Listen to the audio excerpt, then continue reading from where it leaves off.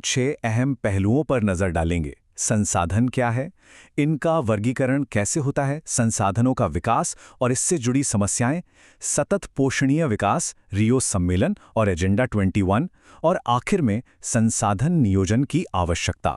तो शुरुआत करते हैं हमारे पहले भाग से, संसाधन आखिर हैं क्या, यानी हमारी दुनिया के ये मूल तत्व क्या हैं। अब जरा सोचिए, क्या हम उन सभी चीजों की एक लिस्ट बना सकते हैं जो गांव हो या शहर, हर जगह हमारी जिंदगी को आसान और आरामदायक बनाती हैं? सुबह उठने से लेकर रात को सोने तक हम पूरी तरह से इन्हीं पर निर्भर हैं, है ना? खैर, यहीं से संसाधन की एक पक्की परिभाषा निकल कर आती है।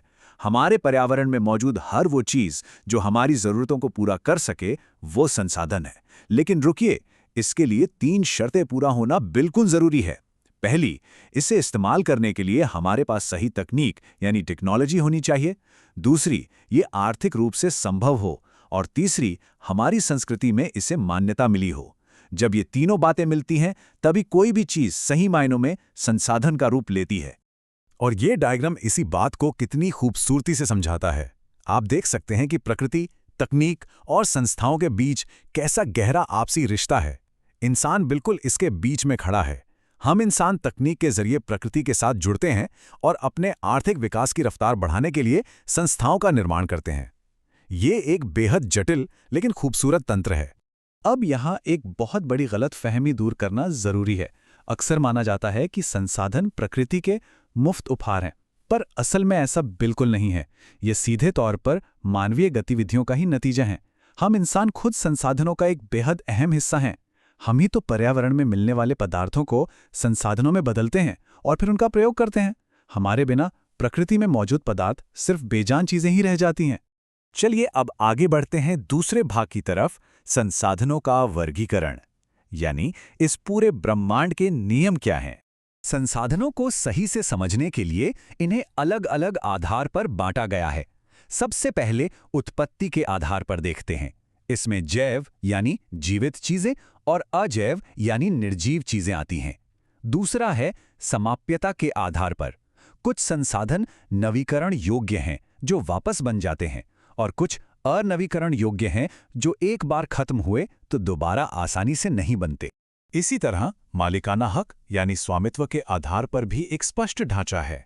कोई संसाधन किसी एक व्यक्ति का व्यक्तिगत हो सकता है, पूरे समुदाय के लिए सामुदायिक हो सकता है, देश की सीमा के अंदर का राष्ट्रीय संसाधन हो सकता है, या फिर खुले समुद्र की तरह अंतर्राष्ट्रीय भी हो सकता है। यह दिखाता है कि अधिकारों का दायरा कैसे बढ़ता है।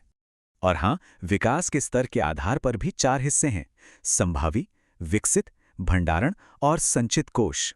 ये वर्गीकरण ये पक्का करता है कि पर्यावरण का कोई भी हिस्सा, चाहे वो आज इस्तेमाल हो रहा हो या कल के लिए बचाकर रखा गया हो, हमारी समझ से बाहर न रहे। अब इस पूरे फ्लो चार्ट पर एक नजर डालिए। प्राकृतिक और मानवीय संसाधनों का ये पूरा ढांचा संसाधनों के वर्गीकरण को एक ही बार में साफ कर देता है। इसे देखकर आसानी से समझ आता है कि ये पूरी व्यवस्था कितनी सुनियोजित है। अब आते हैं तीसरे भाग पर, संसाधनों का विकास और उससे पैदा होने वाली समस्याएं। यहीं से असल संघर्ष शुरू होता है।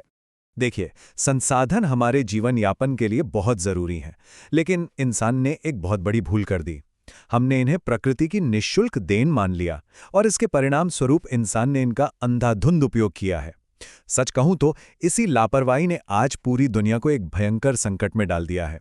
इसके 3 सबसे बड़े और खतरनाक परिणाम सामने आए हैं। पहला, कुछ लोगों के लालच की वजह से संसाधनों का भारी ह्रास हुआ है। दूसरा, इसके कारण हमारा समाज 2 हिस्सों में बंट गया है, संसाधन संपन्न और संसाधनहीन, यानी सीधे शब्दों में कहें तो अमीर और गरीब। और तीसरा सबसे डरावना नतीजा है वैश्विक पारिस्थितिकी संकट। भूमंडलीय तापन, ओजोन परत का अवक्षय, प्रदूषण और भूमि निम्नीकरण, ये सब इसी अंधाधुंध शोषण का नतीजा हैं। इस स्थिति की गंभीरता को महसूस करने के लिए जरा एक छोटी सी कल्पना कीजिए।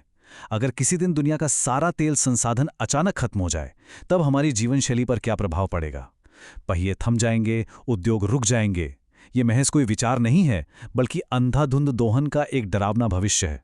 और इसी वजह से हम आते हैं अपने चौथे भाग पर, सतत पोषणीय विकास। ये हमारी सोच का एक नया और बेहद जरूरी मोड़ है।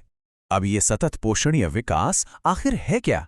इसका सीधा सा अर्थ ये है कि आर्थिक विकास पर्यावरण को बिना नुकसान पहुंचाए हो। और सबसे बड़ी बात, वर्तमान विकास की प्रक्रिया भविष्य की पीढ़ियों की आवश्यकता की अनदेखी ना करे। मानव जीवन की गुणवत्ता और विश्व शांति बनाए रखने के लिए संसाधनों का समाज में न्याय संगत बंटवारा अब बेहद आवश्यक हो गया है। आगे बढ़ते हैं 5वें भाग की तरफ, रियो सम्मेलन और एजेंडा 21। ये इस पूरी चर्चा का एक वैश्विक चरम बिंदु है। अब इस ऐतिहासिक पल को देखिए।